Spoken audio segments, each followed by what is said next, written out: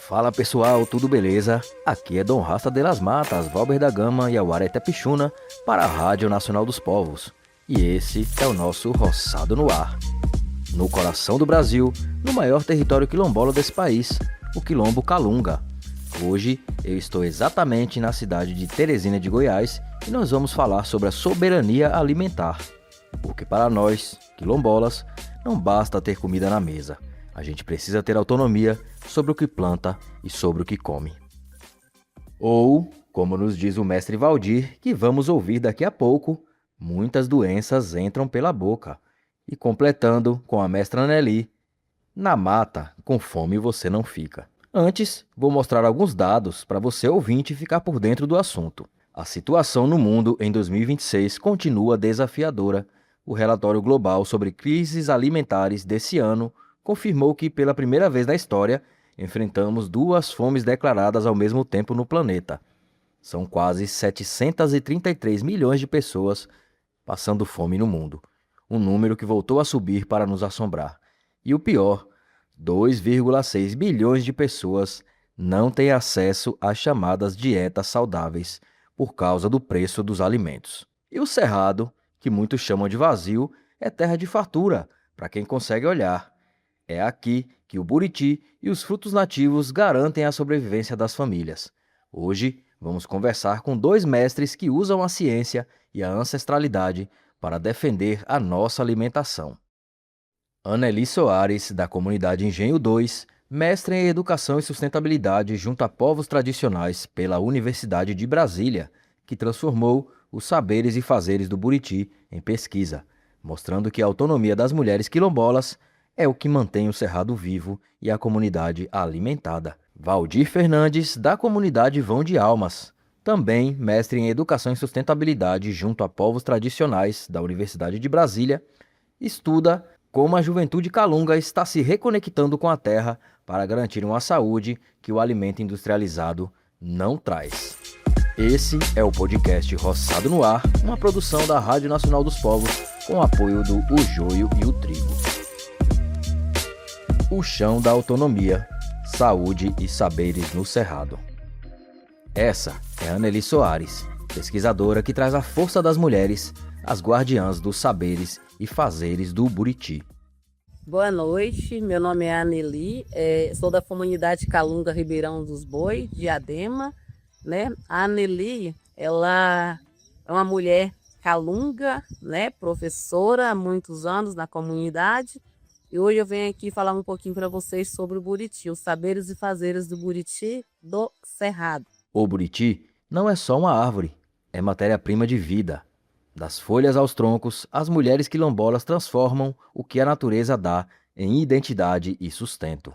Que é uma planta nativa do Cerrado e o buriti, ele é muito importante, né? Principalmente para as mulheres quilombolas aqui da comunidade, né? Que elas fazem uso, né, dessa palmeira do buriti, desde o tronco do buriti até a folha, né, dessa matéria-prima para poder transformar em produtos. A infância da Anneli foi na lida da roça. Ela se orgulha dessa origem e conta como foi o choque de sair do campo para a vida acadêmica na Universidade de Brasília, campus Planaltina. A minha infância, ela foi toda na roça, né? Eu sou mulher da roça, né? Gosto da roça, do campo. E assim, o meu primeiro contato com a universidade foi no LEDOC, Universidade, né, de Brasília, Planaltina, na qual, quando saiu a licenciatura em Educação do Campo, turma 3, eu fui uma das primeiras estudantes do município de Teresina. Estudar para ela significou um ato de luta. Em algumas situações, os estudantes tiveram que lutar por alojamento e alimentação, e para que as políticas públicas chegassem ao território. Aí fui para a faculdade, para a universidade, a dificuldade foi muito, né? Assim, nós enfrentamos grandes problemas dentro da universidade em relação ao alojamento, alimentação. Fomos para a reitoria, na reitoria nós fomos reivindicar o que? Os nossos direitos. E com o passar do tempo, tudo isso foi, né, se encaixando, a gente foi brigando por políticas públicas voltadas dentro para, né, para a nossa comunidade. Para ela, a educação do campo foi uma verdadeira revolução. E então ela seguiu para o mestrado para colocar no papel a riqueza do Buriti. Verdade, hoje a gente percebe que a licenciatura em Educação do Campo, ela veio fortalecendo, né, a comunidade Calunga. Eu costumo dizer que ela fez uma revolução dentro do nosso território Calunga. E para poder acabar de completar veio o MESPT, né, que ele oferta o mestrado Sustentabilidade de Povos de Comunidades Tradicionais, na qual eu me inscrevi e fui selecionada, né? Consegui passar, fiz 2 anos de mestrado, que é os Saberes e Fazeres do Buriti do Cerrado na comunidade Calunga Ribeirão dos Bois. O interesse pela segurança alimentar nasceu da prática do extrativismo, que ela aprendeu com o pai ainda criança, coletando frutos na mata, plantando no cerrado. Na verdade, assim, na nossa comunidade, a comunidade Calunga em si, a gente trabalha muito com o extrativismo do Cerrado. Então, assim, desde pequena, quando eu comecei a ir para o cerrado com meu pai, né? Tinha vários frutos do cerrado, então a gente fazia a coleta desses frutos do cerrado. Ela sentiu a necessidade de escrever para que esse saber, que é uma herança familiar, não se perdesse ou ficasse esquecido, e para todo mundo saber. Então eu sempre fui apaixonada assim pelo cerrado. Então assim, eu tinha vontade, às vezes eu pegava o livro, via falando assim coisas sobre algum fruto, eu achava muito bonito assim, então a partir daí foi me despertando aquela curiosidade, falei, não, eu também vou escrever. Essa pesquisa é um tributo às mulheres que viveram e juntaram esses saberes.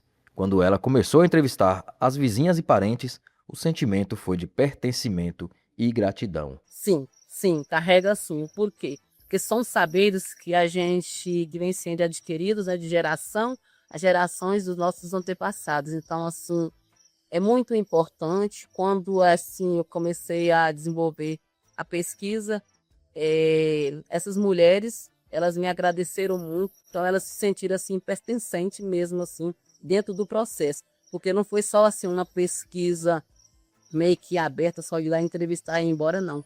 Fizemos oficinas, envolvemos estudantes de dentro do território nas oficinas, então foi uma coisa assim bem bacana, uma coisa bem real mesmo. Fizemos visita de campo, foi muito gostoso.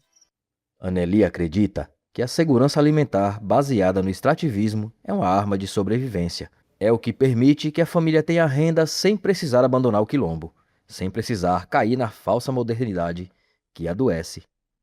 Sim, eu creio que sim. O porquê? Porque através, né, desses saberes, né, que essas mulheres, elas aprenderam com seus antepassados, né, e assim, elas deram continuidade, então é dali daquele cerrado, através desse extrativismo, não somente do Buriti, mas como outros frutos do cerrado, que elas tiram o seu sustento, ela tira o que é as suas rendas, sem sair da comunidade. Mas esse extrativismo tem regra. É orgânico e tem o cuidado de não degradar a mãe natureza. É uma história de respeito pela mãe terra. E outra, levando em consideração que é uma alimentação totalmente orgânica, né? E para poder ir até o cerrado, para poder estar te retirando aquela matéria-prima, tem todo um cuidado, né, para poder não degradar, né, o cerrado. Para ela, o retorno foi gratificante. Extrair os saberes das mais antigas, que ficavam como em uma caixinha fechada, e mostrar na escola e na universidade que aquilo é ciência, foi uma realização. Assim que eu terminei de fazer minha pesquisa, apresentei a pesquisa, eu trouxe, né, a dissertação para a comunidade, fiz a devolutiva para a comunidade, e assim, essas mulheres que foram entrevistadas, as escolas, né, então assim, todo o trabalho a gente fez, né, o feedback para a comunidade, contribuindo até mesmo assim em relação à valorização daquelas mulheres. Elas ficaram muito felizes, por quê? Ela se emociona ao lembrar dos sacrifícios, como deixar os filhos pequenos para passar meses na universidade, em busca desse título de mestra, que é, na verdade, de toda a comunidade. Então, onde é que ele estava, eu estava junto com ele. Tinha vezes que minha mãe falava, ai, você não leva minha filha não, que você vai matar minha filha de fome, porque a gente saía cedo, chegava à noite. Aí quando chegava lá, pai, eu tô com fome. Aí ele, não, pera aqui. Aí ele ia lá pegar um fruto do cerrado, inclusive o buriti. Aí para poder comer o buriti, que uma vez que tinha um pau que tinha no cerrado, chama pau doce, ele pegava esse pau, cortava, toma, come, e o pau era doce. Falei, vai, pai, ele disse, come, é gostoso, mata a fome. A nossa conversa encerrou com a lembrança do seu pai, o seu Juarez. Ele ensinou que o cerrado mata a fome de quem sabe onde colher, como o pau doce que ele buscava no mato para saciar a fome das filhas que o acompanhavam na labuta.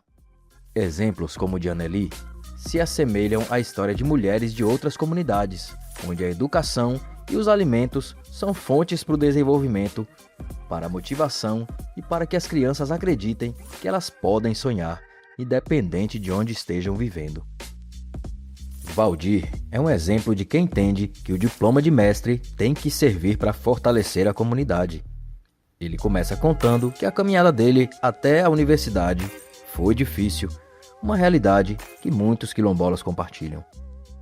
Boa noite, eu sou Valdir, sou quilombola Calunga da comunidade Bom Diabo. A minha trajetória acadêmica até chegar ao mestrado foi bem árdua. Acredito aqui que eu não falo só da minha história, mas de vários quilombolas, né, do Calunga todo em si, não só da minha comunidade, né? No território, a gente sabe, muitas vezes a educação escolar para no meio do caminho por diversos motivos. Muitos precisam escolher entre os livros e o trabalho para sobreviver. Foi o que aconteceu com ele. Eu já cheguei, estudei até o quarto ano na minha comunidade, aí não tinha outra série que desse procedimento, né? Eu tive que parar. Aí depois retornei novamente, quando já teve normalmente do sexto ano em diante. Aí eu estudei de novo. Aí quando na época só ia até o ensino fundamental, né? O nono ano, concluía ali e parava por ali. Só que aí, como eu estudava na comunidade, estava difícil de manter eh, sem trabalhar. A distância é uma das barreiras, físicas e econômicas. Valdir teve que sair de perto dos seus para concluir os estudos em Cavalcante e depois em Brasília, enfrentando o custo de vida alto e a falta de apoio na cidade grande. Aí eu tive que optar para estudar em Cavalcante. Aí então eu tive que vir, quando foi no sexto ano, eu vim para Cavalcante. Aí eu tive que estudar sexto, sétimo e oitavo em Cavalcante, né? Mas mesmo assim, já ajudava que eu conseguia diárias, mas ainda estava complicado, porque a gente nem tinha casa para ficar, ficava em casa de parentes, nem encontrava serviço normalmente direto. E aí tive que optar para procurar um trabalho e estudar em outra cidade, eu tive que parar novamente. Aí eu fui trabalhar em Brasília e morava em Águas Lindas, porque o custo era mais barato de aluguel. E aí, nesse ano, eu tive que parar. Mas a persistência é a marca de quem vem do quilombo. Ele se organizou, voltou a estudar e mergulhou na graduação, e depois no mestrado da Universidade de Brasília, no curso de Educação e Sustentabilidade junto a povos tradicionais. Para conseguir o trabalho e depois organizar direitinho, tá no ano seguinte eu voltar a estudar. Então, foi lá que eu concluí ensino médio e de lá já entrei na graduação, né? Na licenciatura em Educação do Campo, também pela UNB. E em seguida, assim que eu concluí, me inscrevi no mestre, que já iniciei o mestrado e só nem concluí. Daí. O que moveu a pesquisa do Valdir não foi apenas o conceito acadêmico, mas a observação doída de ver que as doenças modernas, que antes não existiam no território, estavam chegando junto com a comida industrializada de fora. O que mais me motivou a desenvolver essa temática da minha comunidade é a minha observação desde os nossos costumes relacionados à nossa cultura e eu ver como a saúde das nossas pessoas, dos nossos mestres, né, do conhecimento tradicional, tem cada vez ficado mais exposta, né, aparecendo casos de doenças que geralmente na comunidade não existia. Ele bate forte na tecla da qualidade. Segurança alimentar no quilombo não é só ter barriga cheia, é o que ele chama de valor nutricional de verdade, a comida que gera vida. Então, nessa exposição toda, vendo assim, esse perigo, essa fragilidade, né, foi o que mais me motivou. A preocupação com a saúde da comunidade, e porque aí se a gente não consegue produzir um alimento de qualidade, nem só pensando em quantidade, mas principalmente nutricional, por ser um alimento saudável. O perigo dos ultraprocessados, o colonialismo de pacotinho, que o Joio e o Trigo sempre denuncia, é uma realidade que o Valdir combate, incentivando o consumo do que é natural, do que é nosso. Então, aqui eu não pensei só na segurança alimentar no sentido de quantidade, mas eu pensei mais nessa temática no sentido nutricional, de alimentos saudáveis. Valdir traz um conceito que eu adoro. A sustentabilidade não é algo distante, um gráfico de computador, um livro cheio de palavras difíceis. É a prática diária do quilombola. Muitas das vezes a gente pensa em sustentabilidade, um conceito, né, que parece ser tão distante. Mas para nós calunga, para nós quilombolas, sustentabilidade é o que a gente vive no dia a dia. E a comida é a nossa primeira barreira de defesa. Valdir cita uma soberania dos antigos. A alimentação é remédio. Se o território é soberano na produção, a comunidade está mais protegida. Sim, uma preocupação grande, né? E você tocou nesse ponto que a alimentação ela é muito essencial para a vida, né? Uso um dizer aqui que, assim, peço licença, mas é de muitas pessoas nossas da comunidade, que muitas doenças entram pelo amor, né? E aí que tá. No contexto de guerra, né? Eu acredito sim que a alimentação é essencial. Quem tem sua própria roça está refugiado com dignidade. A dependência do supermercado, no mundo em crise climática e conflitos, é uma forma de prisão.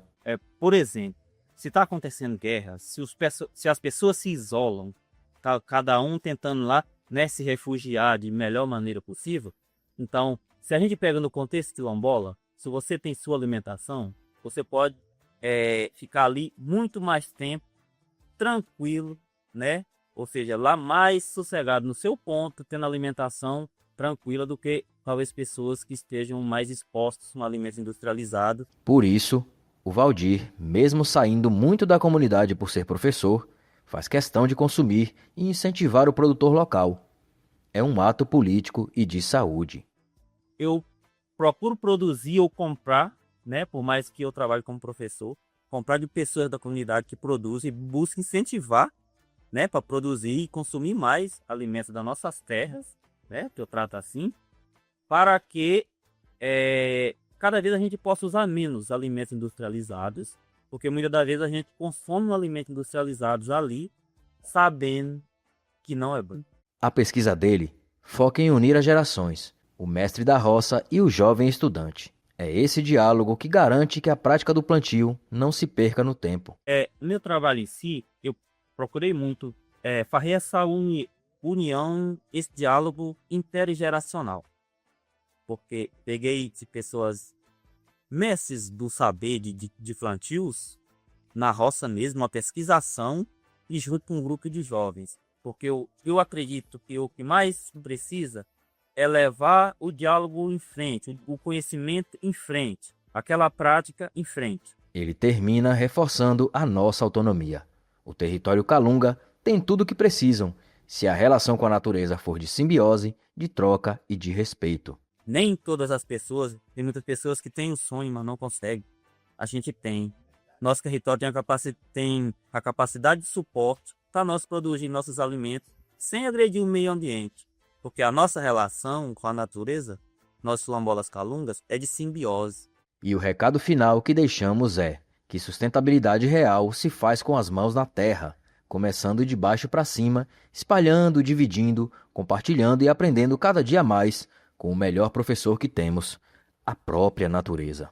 É diferente. Então eu vejo que muitas das vezes precisa começar do menor para o maior e às vezes não de cima para baixo. Em relação à alimentação, ao conceito de sustentabilidade, né? O conceito de segurança alimentar não é legal só pensar no abastecimento de comida à vontade na mesa. É com essa mistura de doçura e força que ouvimos da Anneli e a visão de soberania e liberdade que traz o Valdir que a gente encerra o episódio de hoje. O que ele nos mostra é que a justiça climática e a alimentação no Cerrado são feitas de mãos dadas com a ancestralidade. Produzir o próprio alimento, saber onde ele vem, E garantir que ele chegue até quem precisa é a maior forma de resistência contra um sistema que quer nos vender doença em pacotinho, com uma embalagem bonita, mas com conteúdo prejudicial à saúde e à economia local. Nossos mestres Calunga estão aí, provando que a ciência da terra é o que vai alimentar o futuro. Hoje, me despeço feliz de contar as histórias desses dois mestres do nosso povo. Eu sou Dom Raça de las Matas, Valber da Gama e Auara Itapixuna e desejo a você muita saúde. E lembre-se sempre, o alimento deve ser o seu remédio e o seu remédio é o seu alimento. Princípios de Maat. Na apresentação desse episódio, eu, Dom Raça de las Matas, Valber da Gama e Auara Itapixuna. O roteiro é de Caio Santos. As entrevistas são realizadas por Jubaré, Natália Purificação, Sansateré Maué, Iago Caingangue e Valber da Gama. A identidade visual é de Jaú Ribeiro. Na técnica das gravações no estúdio, Kleber Lucas, Duane Marcos Grabowski e Pedro Magalhães. Na coordenação de comunicação, Sansateré Maué. Nosso social media é o Alisson Braga. Na coordenação de produção, Nayara Bertoli. Na produção local, Suelen Vilácio. As reportagens correspondentes são feitas por Jubaré e Valber da Gama e a coordenação geral é de Iago Caingangue e Natália Purificação. A coordenação da Escola de Rádio e Clima, pelo Mestrado de Educação e Sustentabilidade junto a povos tradicionais da Universidade de Brasília, é da professora Mônica Nogueira. A Rádio Nacional dos Povos é uma realização das comunicadoras e comunicadores da Articulação dos Povos Indígenas do Brasil, a PIB, e da Coordenação Nacional de Articulação Quilombola, a CONAC. Os agradecimentos muito especiais aos alunos e alunas da 9ª turma do MESPIT, que participaram da Escola de Rádio e Clima, e a todos os entrevistados e entrevistadas que fizeram parte dessa pesquisa. O podcast Roçado no Ar integra o projeto Roçado no Ar, Justiça Climática e a Alimentação Sustentável da Rádio Nacional dos Povos, realizado pela Rádio Nacional dos Povos no âmbito do programa Roçado do O Joio e o Trigo. A iniciativa aproximou comunicação, conhecimento e justiça climática, transformando pesquisas acadêmicas, práticas tradicionais e saberes sobre alimentação em conteúdo acessível. Rádio Nacional dos Povos, das aldeias aos quilombos, uma só voz.